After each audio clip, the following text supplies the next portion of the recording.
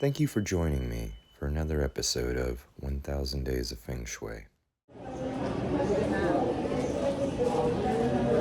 are at the airport, about to go to St. Louis in a couple hours. I want to get here early though, just in case.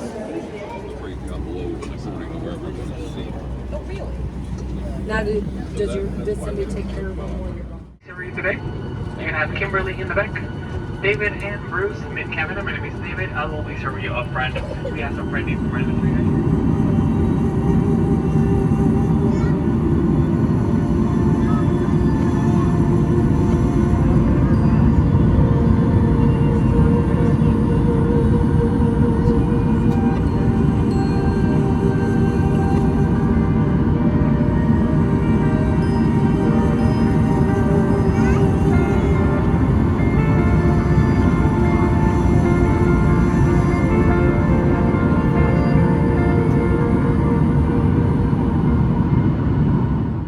This is the midnight episode. Are you ready? Okay, I could not sleep. I'm at my friend, the director's house. I'm supposed to be sleeping, getting ready for my role. Big day tomorrow. But we could talk about some Feng Shui. Let's do it. Now, I had permission to peek upstairs, and I wouldn't have been invested in this episode unless we're talking about. Here we go. First off,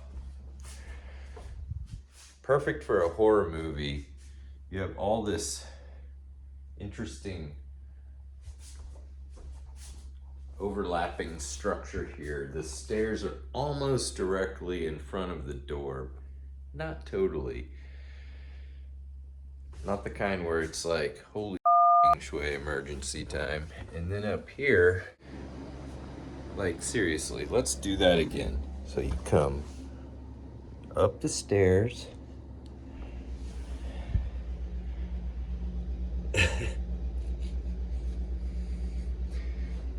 Seriously, dude, what is this? What is this? What is this? Is it a private? It's like, give you a little bit of privacy in case someone brushes up the stairs too quick. Got my little, I mean, that's perfect area for yoga, working out, and look at this. Anyways, lots of lots of red sheets and plants. Some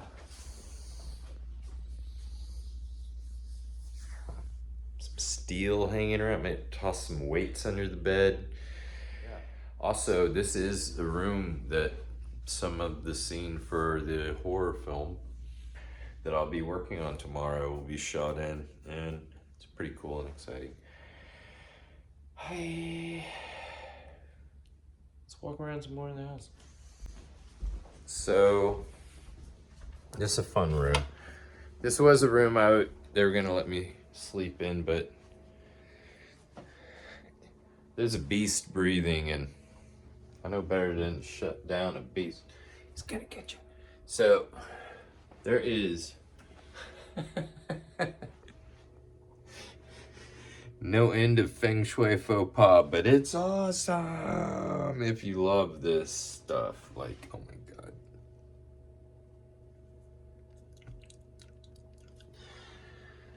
And this to me has a little special place in my heart, that growing up in a very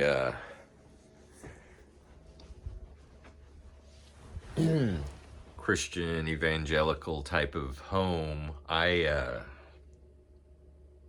used to just run to the horror section and just obsessively like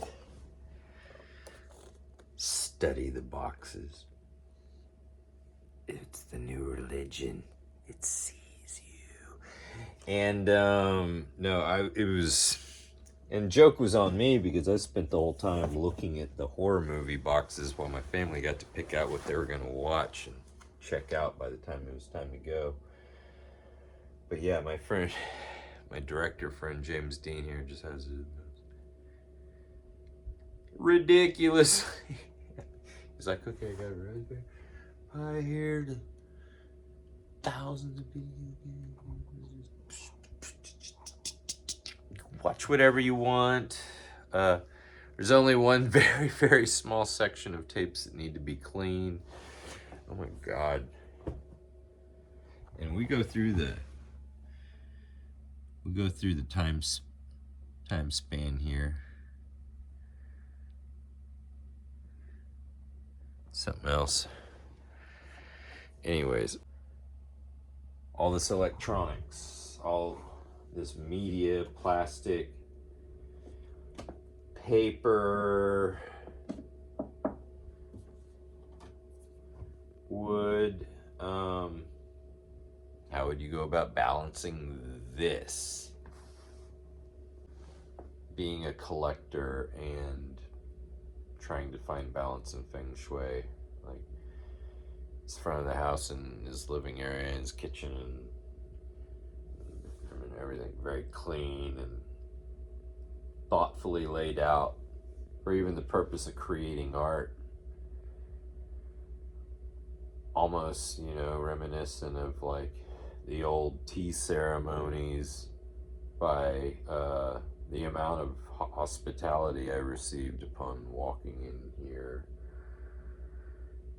Definitely probably the most I've ever received in my life. I feel like I'm at a 5-star hotel where I get to cook whatever for myself and watch whatever cool stuff I want. And anyways, I was a little restless, and I mentioned I would probably check in and talk about what was going on during the process of me making this film. And point of view when you let a Feng Shui practitioner crash in your house. So this was all muddied up by some dogs. Since we're filming here, I wanted to let some fresh chi flow through the house. I opened up the front door, back door, wiped down the areas, swept off the front and back area with good intention in my heart to invite the spirit of prosperity and wellness in our creative process this evening. Back to the interesting Feng Shui anomaly of the upstairs unique bathroom. I had to get a candle here ASAP. Something to soak up all this liquid energy that is essentially pouring down the stairs from the bedroom.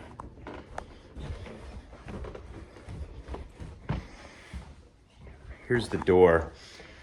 What they really, I think, need here more than this beautiful deity is a plant to help the energy have to filter through earth energy. Got a lot of wood energy around, that's strong, but yeah, I'll tell him, hey, I had to move your candle. So when he returns, he'll be like, oh God, this is what happens when I don't get a Feng Shui practitioner a motel room.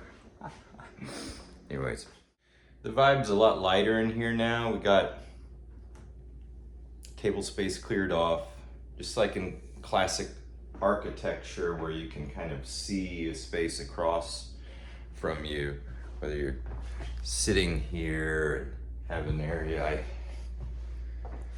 ergonomically dialed the dog bowl in there instead of in a walking space here where the chi flows. Cleaned every little window spot and let the door open for a good long time to let the energy in. Fresh chi. Scrub the nooks and crannies and corners with a joy to be doing so in my heart. wanting to welcome in positive energy to this creative project this evening. So, anyways, that's all very fun and exciting, and living the dream. That's a recording. Well, I'm back home and feeding my little squirrel pals.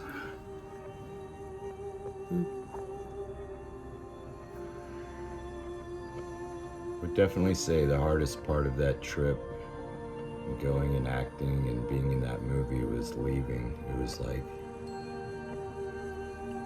finding your long lost family and then having to go.